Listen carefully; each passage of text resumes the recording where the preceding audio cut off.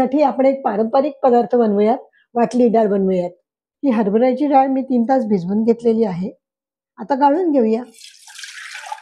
आता ही गाळून घेतलेली डाळ आपल्याला मिक्सरमध्ये घ्यायची आहे.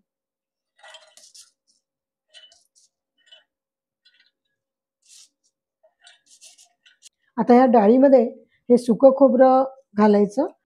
आता ह्याला आपण रवाळ वाटून घेऊया. हे बघा, हे असं रवाळ वाटून घ्यायचे आपल्याला. एखादी डाळ राहिली तरी चालेल. एका पॅनमध्ये आपण तेल घालूया.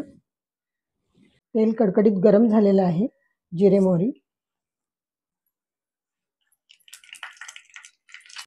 पाचचा कढीपत्ता, गॅस बंद करणार मी आता. हिंग, हळद, वाटलेली डाळ घालते.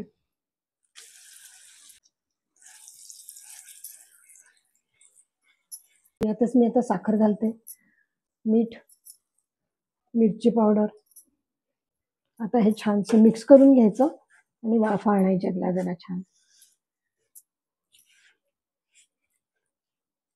हा एक पारंपरिक पदार्थ आहे.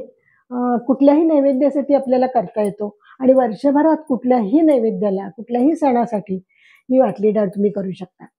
थोडी कोथिंबीरही घालते.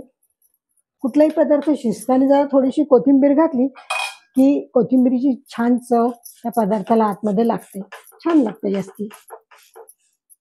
आता वाफ येण्यासाठी थोडा वेळ झाकून ठेवूया. 1-2 मिनिटं वाफ आल्यानंतर मला आपल्याला चिंचेचा कोळ घालायचा आहे. चिंचेचा कोळ घालते, मिक्स करून घेते आणि परत वाफ आणते.